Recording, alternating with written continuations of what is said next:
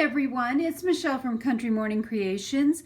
Have you ever seen a journal? Maybe it's a single signature one like this, or one that has a lot of signatures in it, and you get to the center and you say, oh, how cool, there's an envelope in the middle of the center. And you open it up and you realize that the envelope's been sewn in there. But you're like, I don't even know how this works. So what I'm here to do is to share with you how you put an envelope in the center of a signature or a journal. And I wanted to do an envelope in the middle of these journals. They're traveler notebook size, and this envelope fits perfect in the middle. So to me, yes, I could have kept this as ephemera and tucked it somewhere else. However, I really love that idea of an envelope in the middle. I have right here another one that I'm getting ready to sew together. I have my envelope that I have cut out. Now, before I actually do anything with this envelope, so you want to get an envelope that either has the tabs on the sides, or maybe it looks more like a regular envelope, or if you're using a standard envelope, if you can steam it apart so that the glue lets go, it needs to come apart. You need to have a flat piece from which to work. If you don't have the side tabs, you certainly can simply glue the edges. You could take just even a regular 8.5 by 11 sheet of paper, fold it down. You don't even have to cut it. I've even seen some people stitch around these, and they look super cool even when you stitch around the edges. So it's up to you, however you want to do it. This is one from My Porch Prints, and it is the Shabby Traveler's Notebook. I will post the link for that when I post this as well. Super duper love this kit. And so the first thing I want to do is to make sure all my lines are straight. I'm going to grab my, I don't even remember what this thing is called. But anyway, you grab this. If you don't have something like this, you can use the inside of a book, something that's soft, a straight ruler and a bone folder, or you could even use a butter knife if you don't have a bone folder. There are lots of different options.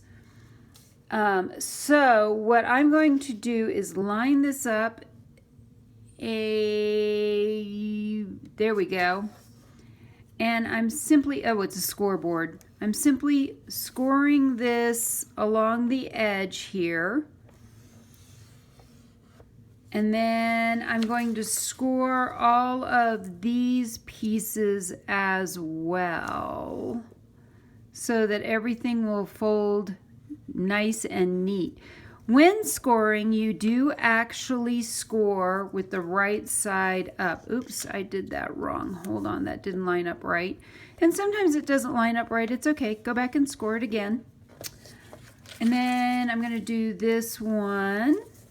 I find that if I push it all the way over, it doesn't always work, and I don't get the scoring right where I want it. And so I just need to score one more place.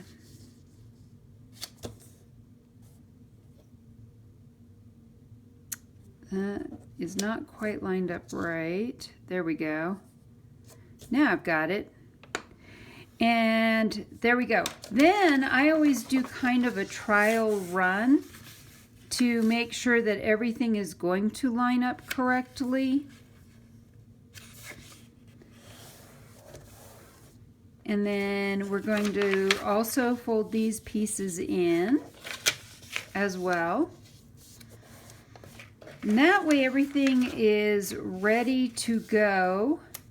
I'm not worried about where I messed this up, because this is going to be on the inside of this envelope anyway.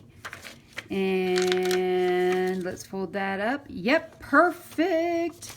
That turned out really well. I think it even turned out better than the one I did before. Grab your signature or if it's a single signature journal like the one I am using, find your middle. I'm trying to find the middle here. That's not it. There we are. I personally, when I am getting ready to sew together a signature, I prefer to have everything all lined up. I always look through it one last time to make sure everything is right where I want it. I'm going to just do that real quick here. Make sure things are right side up. Things that are supposed to be right side up are right side up. Things that are a different direction. For example, I think I'm going to move that up just a little bit. Sometimes I like things centered, and sometimes I like everything flush with the bottom. It kind of just, it depends. So today I'm going with things more centered. Some days it is very much kind of whatever mood I am in. Now that I have this part centered, I'm simply going to take my envelope and center it as well, or as close as I can get it. Then I always like to clip everything in together. I'm going to, I think, grab from this direction, clip this together. I like these big binder clips. They really hold these really thick signatures and or thick journals together. Let me get this one on as well. Now you need to punch your holes for your signature. I've seen this done a variety of ways. This is actually an automobile tool. I picked it up in the automotive department of Walmart, but anything sharp will work. You want something sharp and thin. This one's probably a little bit thicker than an awl. If you don't have an awl, you can simply just poke things through. Be very careful if you poke things through straight through that you don't poke your finger. You can use a book that you open up to the center and flop it down in the center, or you can use, this is a book binding cradle. This is one that I made. I will also link the video, how-to video on how to make your own binding cradle like this below. So if you want one, you can do that. I am just going to eyeball it. I'm going to do a 5-hole pamphlet stitch. And I like using the 5-hole pamphlet stitch over the 3-hole pamphlet stitch because I feel like it gives me a better, tighter binding than just the 3-hole. All right. So I have my holes, and I'm just double checking everything came out the other side perfect. I will set that aside. Today I'm using, I found this is some old pink colored embroidery floss that I used to do counted cross stitch. So this is probably 20-30 years old. So you simply want to go in, I measure about 1.5 times. And that should be plenty of embroidery floss. One of the things I found out is get embroidery needles also. They are really, really helpful. And then because this floss is actually a lot of strands together, one of the tricks is to pinch your embroidery floss over your needle, pull the needle out, and then push it through that way. If you didn't know that trick, there's a good trick to know. So we want our knot to be on the inside of the envelope, and you come all the way through, go back in through this next hole. This is how you do a 5-hole pamphlet stitch as well. Go out through the top hole, come back in through this second hole. Then we're going to drop all the way down to this hole down here. So this is the second to the bottom hole. We're going to come back up through this hole, maybe. There we go. Back out. Back out through this hole. And you think it's not going to reach or be long enough, But trust me, it will be plenty long enough. All right. With embroidery floss, you want to be very careful that you are not running your needle through the embroidery floss, the other piece, because otherwise you will not be able to adjust anything. So I've got my embroidery floss. This still feels a wee bit loose. I am going to pull this nice and tight, hopefully. And then give this a good pull. And now this feels much better. All right. Then we are simply going to tie our knot. A square knot is you take your right over your left, and then take your left, which was your old right one, over your right, and now you have a square knot. That is a very good secure knot.